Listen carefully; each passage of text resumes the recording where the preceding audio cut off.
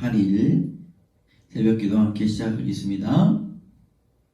참 좋으신 하나님 감사합니다. 우리 귀한 하루를 더하여 주시고 새 생명을 더하여 주시고 날마다 주 앞에 헌신된 마음으로 살아갈 수 있도록 주여 도와주시옵소서.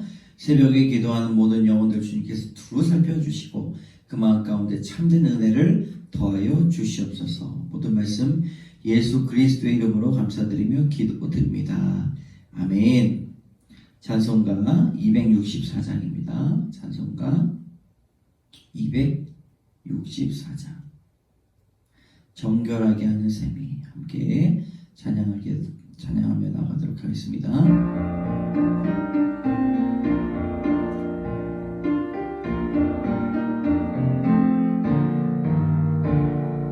정결하게 하는 셈이 나의 앞에 있도다. 성령께서 권고하시 죄 씻으라 하시네. 찬양하리 죽임당한 어린 양 주께 영광 돌리어라. 우리 죄를 씻어주셨네. 나의 가는 길이 좁고 내 뜻대로 안 돼도 모든 욕심 다 버리고 주만 따라가겠네. 찬양하리 죽임당한 어린 양 주께 영광 돌리어라. 우리 죄를 씻어주셨네. 나의 마음 제단 위에 불길같이 타올라. 영원토록 찬양하며 주께 영광 돌리네. 찬양하리 죽임당한 어린 양 주께 영광 돌리어라. 우리 죄를 씻어주셨네. 한량없는 주의 은혜 나를 영접하셨네. 내가 지은 모든 죄와 허물 용서하셨네. 찬양하리 죽임당한 어린 양 주께 영광 돌리어라. 우리 죄를 씻어주셨네. 성부 하나님께 영광 성자 예수께 영광 성령님께 또한 영광 모두 돌려드리세. 찬양하리 죽임당한 어린 양 주께 영광 돌리어라. 우리 죄를 씻어주셨네. 아멘. 나는 전능하신 아버지 하나님 천지의 창조주를 믿습니다. 나는 그의 유일하신 아들 우리 주 예수 그리스도를 믿습니다.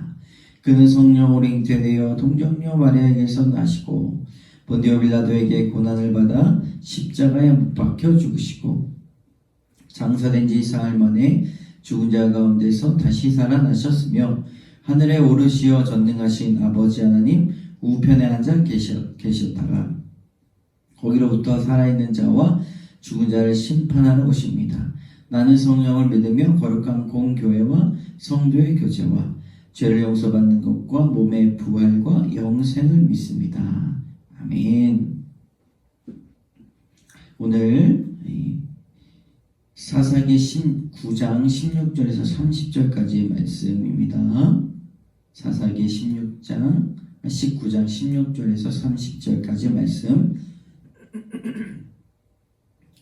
저녁때에 한 노인이 밭에서 일하다가 돌아오니 그 사람은 본래 에브라임 산지 사람으로서 기브아에 거류하는 자요 그곳 사람들은 베냐민 자손이더라.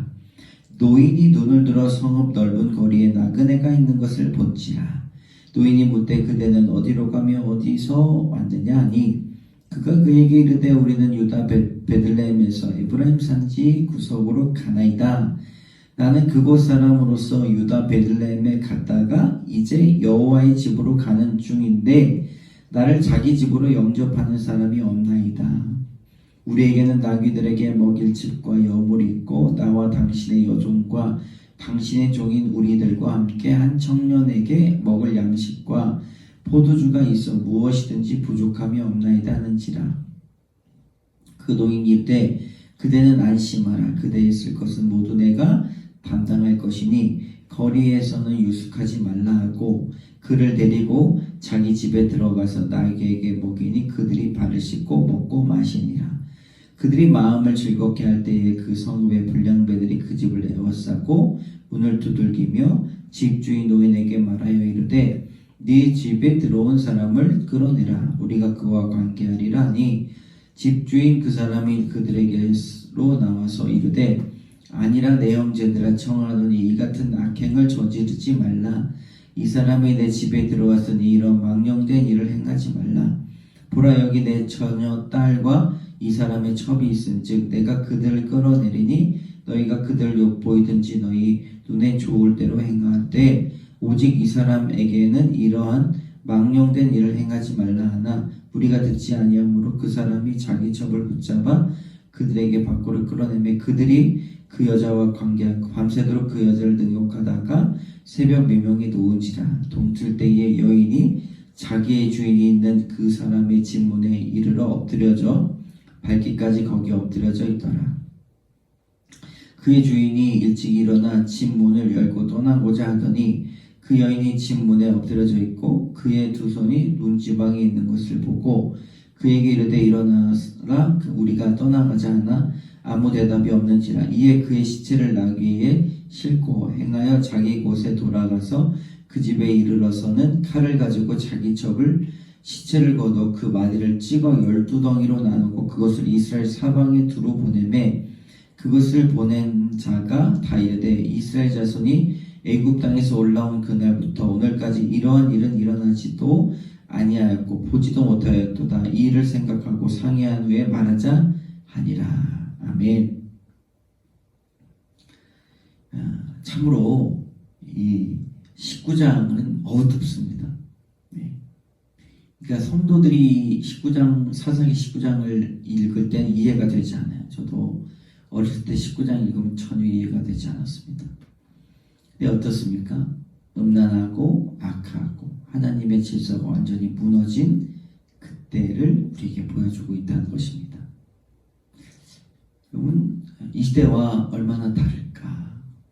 인도에서는요, 하루에 성폭행 당하는 인원이 100여 명이라고 이야기해요. 하루에.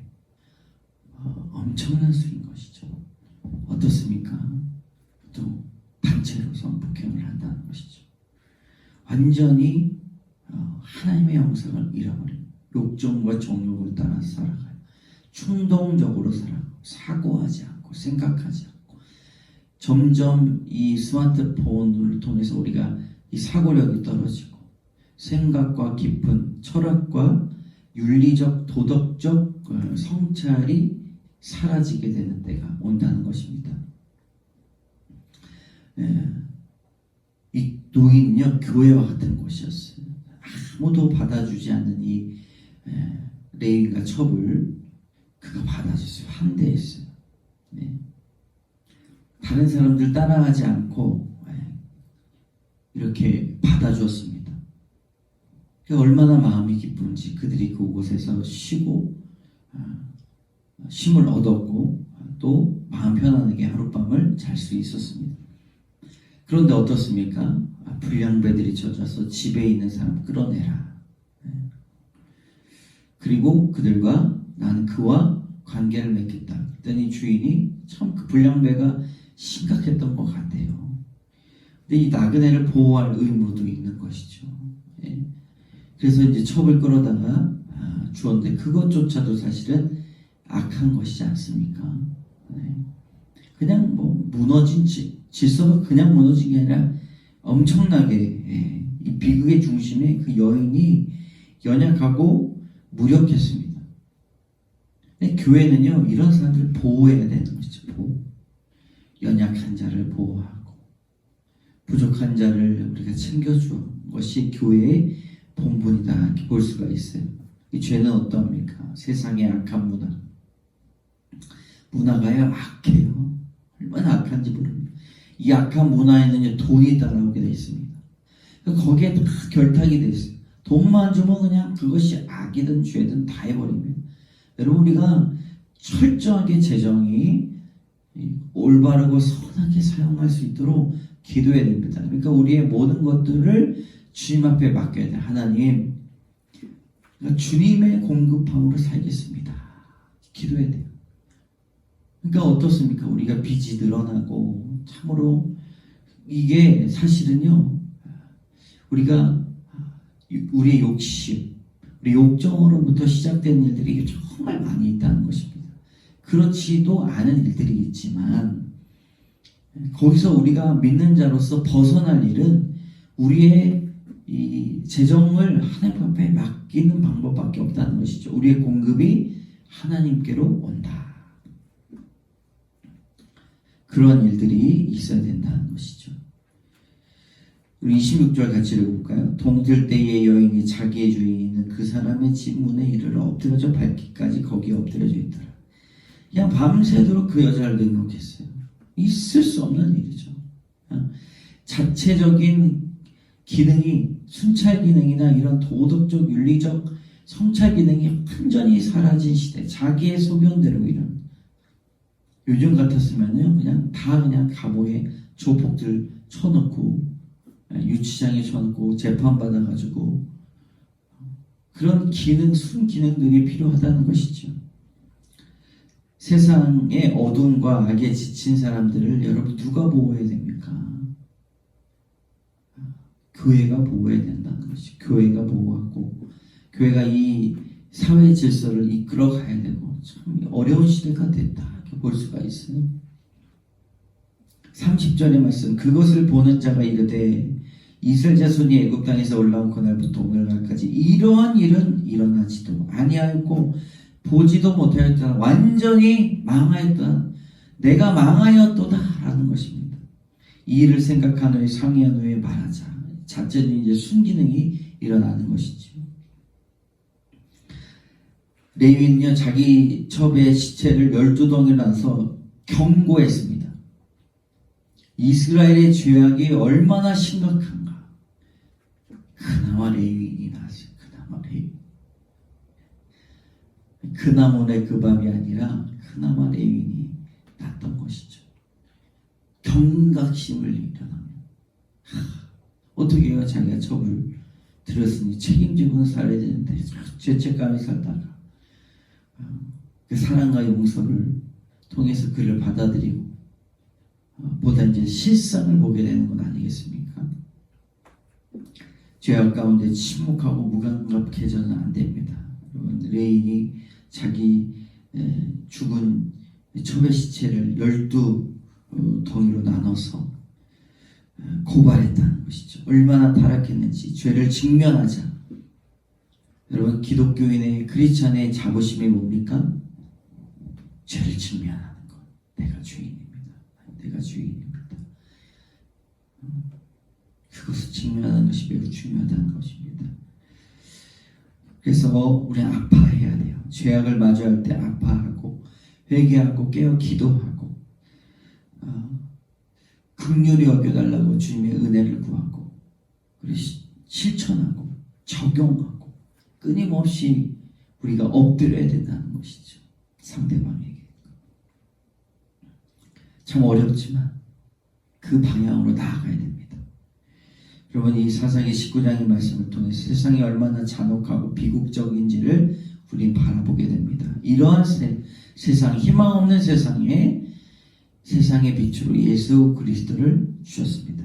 다른 사람은 다 높아지려고 하고 자신의 그런 정욕대로 살려고 하지만 우리 예수님은 정말 낮은 곳에 임하시고 자신의 다 낮추셨다. 겸손과 온유로 낮추셨습니다. 여러분, 예수님이 우리의 소망이고 믿음이 우리에게 구원의 사닥다림을 믿습니다.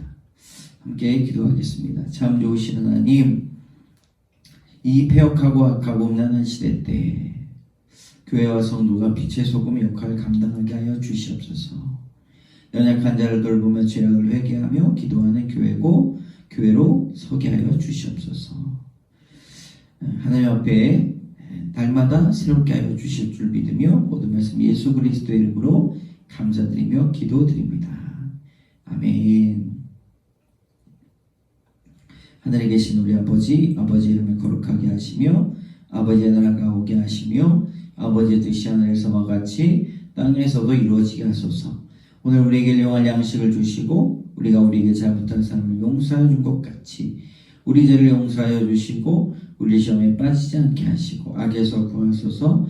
나라와 권능과 영광이 영원히 아버지의 것입니다. 아멘.